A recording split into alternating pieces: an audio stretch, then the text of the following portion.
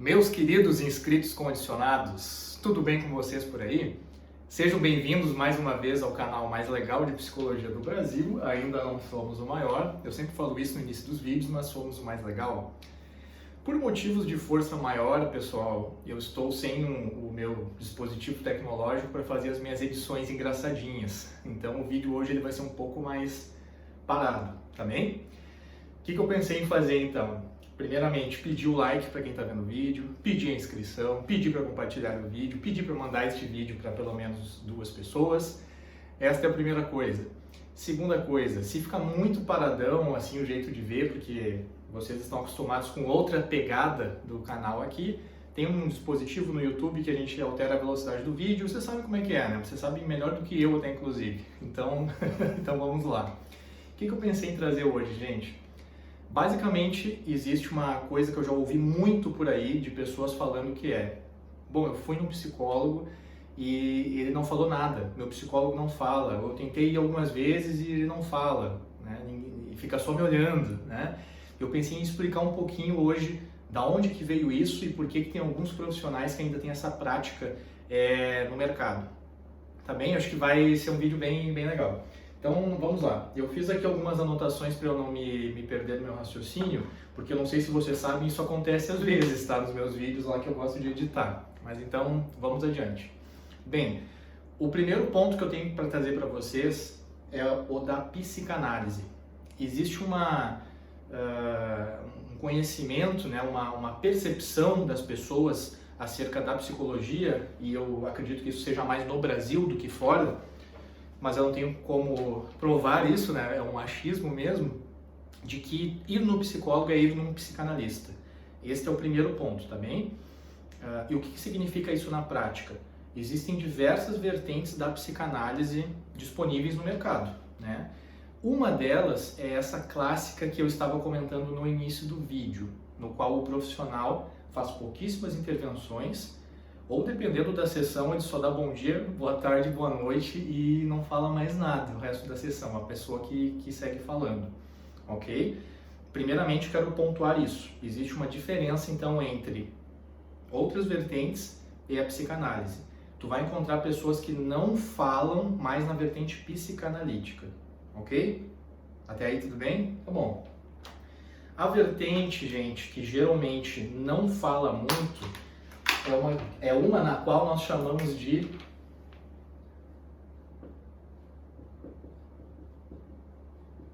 freudiana ou clássica. Tá bem? Tá ok? Vamos lá então. O que acontece? Quando o senhor Sigmund Freud começou a inventar essas coisas todas, ele estava num contexto no qual a saúde mental era tratada de uma outra forma completamente diferente na qual a gente tem um conhecimento hoje, tá bem? Muitas pessoas, ainda existe isso hoje, tá? Mas muitas pessoas torciam o nariz para ir numa terapia, para a ideia de ir falar com alguém, pagar, né, para conversar com alguém, pagar para falar sobre seus problemas, enfim. Era um contexto inclusive de guerra, no qual o Sr. Freud estava montando a estrutura do que viria a ser a sua psicanálise e posteriormente a maneira dele trabalhar, tá bem? Então tá. Um tipo de paciente que o Sr. Freud encontrava muito na época foi o que ele veio a chamar de histéricas. Quem conhece um pouquinho de psicologia já ouviu falar disso em algum momento. Comumente as pessoas usam esse termo em brigas sociais para falar fulano está histérico, fulana está histérica. Foi daqui que veio esse termo. Eram os nomes pelos quais eram chamadas as pacientes do Freud. Essencialmente, no período no qual então ele começou a estruturar a psicanálise dele propriamente dita, a maior parte dos pacientes dele eram mulheres de meia idade que não podiam trabalhar, que não podiam se expressar, que não podiam votar, que não podiam fazer praticamente nada no seu local de moradia, né? No país também. Existia um contexto cultural na época muito forte em relação a não permitir que as mulheres se manifestassem. Por que eu estou, de nenhuma forma, assim, por que eu estou falando disso? Porque o que acontece?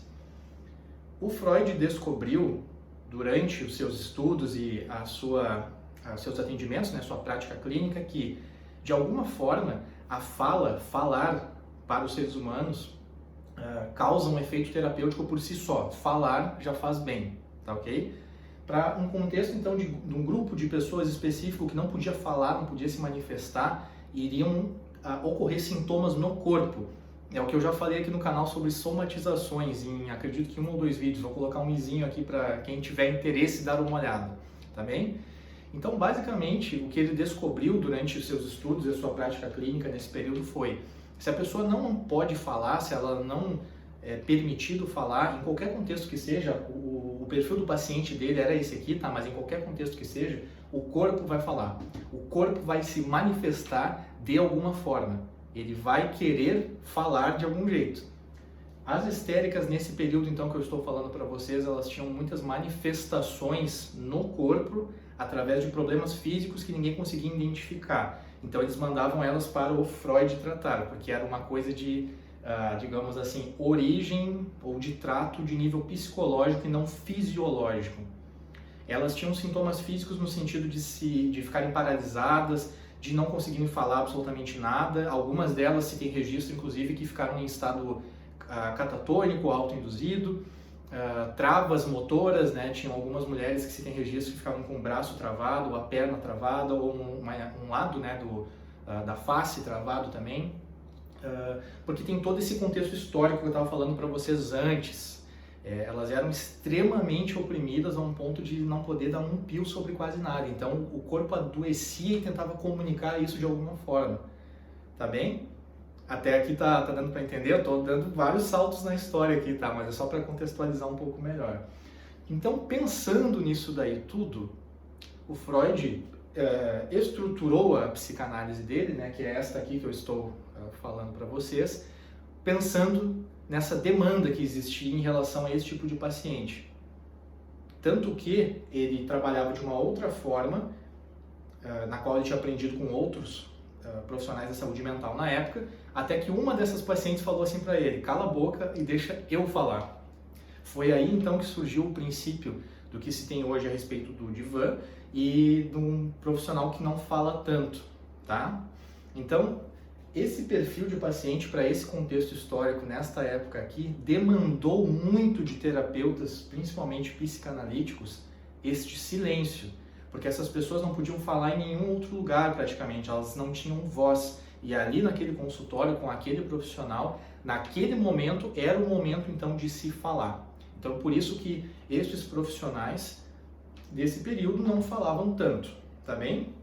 Deu para dar uma costurada legal em algumas coisas? Eu espero que sim, tá? Se ficou com alguma dúvida sobre isso em algum momento, de alguma das coisas que eu disse, pode botar aí nos comentários aí embaixo, que acho que eu fiz certo, é assim, né?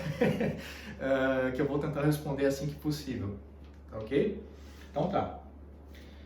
O Freud também se deu conta neste período que, caso ele falasse alguma coisa durante a fala da paciente, em determinado momento que não fosse assertivo fazer, né, não fosse o momento adequado, ele iria interferir no que ele chama de inconsciente, na manifestação desse inconsciente a respeito da fala da paciente, tá? Então tinha que deixar ela falar para ela ir associando livremente.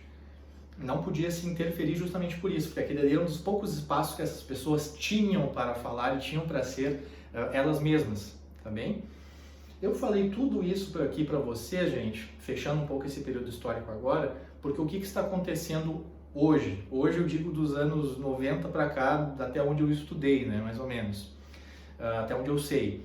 Algumas pessoas fizeram a sua formação em psicanálise com esta vertente aqui, tá certo? E é por isso que tem alguns terapeutas que as pessoas encontram por aí no mercado e argumentam dessa forma, as pessoas falam dessa forma, né? Eu fui lá, a pessoa não falou nada. A pessoa que não te falou nada, provavelmente ela tem uma formação nessa vertente aqui, ó.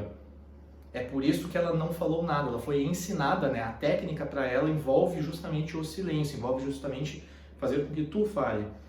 E por que eu estou trazendo este assunto para o vídeo de hoje, gente? Porque nós temos diversas outras vertentes atualmente de psicologia, aí não somente no Brasil, mas pelo mundo como um todo, na qual a postura do terapeuta é diferente dessa. Eu, por exemplo, como quem me acompanha aqui sabe, eu trabalho com TCC, né? Terapia Cognitivo-Comportamental. A postura do terapeuta é completamente diferente dessa daqui. E tem outras vertentes também que trabalham de outras formas, tá ok? Tem, inclusive, a própria psicanálise humanista tem um posicionamento diferente em relação à maneira do terapeuta agir. E por que que isso tudo se conecta, então, com a temática de hoje? Primeiramente, tem esse fator de mercado que eu falei para vocês antes, que muitas pessoas acreditam que ir no psicólogo é ir no psicanalista, e na verdade não é, porque nós temos vários tipos de psis, né, no mercado como um todo. E a outra questão é, eu acredito, e aí é uma opinião completamente minha, não tenho dados de mercado para me embasar neste momento, mas eu acredito que nós estamos vivendo aí, desde os anos 90, os anos 80, né, o que alguns autores vêm chamar de pós-modernismo ou de modernidade líquida, uma demanda de terapia diferente. As pessoas estão com um perfil diferente pela busca de saúde mental. O que isso significa na prática? Muito paciente ansioso chegando até o consultório, muito paciente querendo ter algum tipo de amparo ali por parte do terapeuta. Isso vai de encontro total com a maneira que se é praticado isso daqui. Porque aí a pessoa vai chegar ansiosa, a pessoa que ela está ali procurando ajuda, né, solicitando auxílio, não vai falar nada, ela é capaz que ela fique mais ansiosa ainda, enfim, né, é um perfil médio de paciente que eu estou falando. Por outro lado, tá? Essa vertente aqui foi super difundida aqui no Brasil, então acredito que boa parte da fatia de mercado ainda sejam, né, dos psicanalistas. Não sei se todos freudianos clássicos, tá? Mas enfim, são deles. E é por isso que está se tendo também um aumento exponencial de outras vertentes, principalmente da TCC. As pessoas estão sentindo uma certa urgência de ter esse terapeuta mais falante, esse terapeuta que fale mais, que intervenha mais, que proponha mais coisas, que deixe o paciente falar também. Com certeza, é para isso que existe a terapia, mas que também tem algum caráter um pouco mais resolutivo do que isso do ficar só ouvindo e não falar mais nada, tá bem? Então acredito que pelo vídeo de hoje é mais ou menos isso que eu gostaria de trazer. Eu espero ter contribuído para quem for assistir de qualquer lugar do Brasil ou de fora dele, que tenha dado para entender um pouco melhor esse contexto todo, né, no qual isso aí surgiu, e um pouco da minha opinião também sobre como as coisas estão hoje em relação a certos assuntos, tanto de mercado quanto perfil de paciente. Só para fechar então, para ficar claro uma última questão, não quer dizer que uma pessoa que vá num terapeuta de TCC não vai poder falar ou vai falar pouco. Não é assim, gente. Tem pacientes e pacientes. Tem pacientes que vão chegar para o terapeuta de TCC e vão falar a sessão inteira do início ao fim. E tem pacientes que não vão falar tanto e o terapeuta vai ter que puxar mais. Para o paciente que fala muito, que tem muita demanda por falar, para quem trabalha com TCC, o que vai acontecer só em algum momento é que o terapeuta vai ter que parar o que a pessoa está dizendo ali para começar a fazer as suas intervenções, tá bem? E proposições de acordo com a teoria que embasa esse tipo de terapia. Mas é mais para frente, daí não é logo de sopetão, assim, né? Precisa se ter aí um contexto de vida do paciente. Tá bom? Então eu vou ficando por aqui. Caso você queira entender mais coisas a seu respeito, né, sobre si mesmo, não esqueça então de fazer terapia. Tá bom, gente? Acredito que semana que vem já normalizem as coisas aqui das edições. É só para não ficar sem vídeo aí essa semana. Valeu!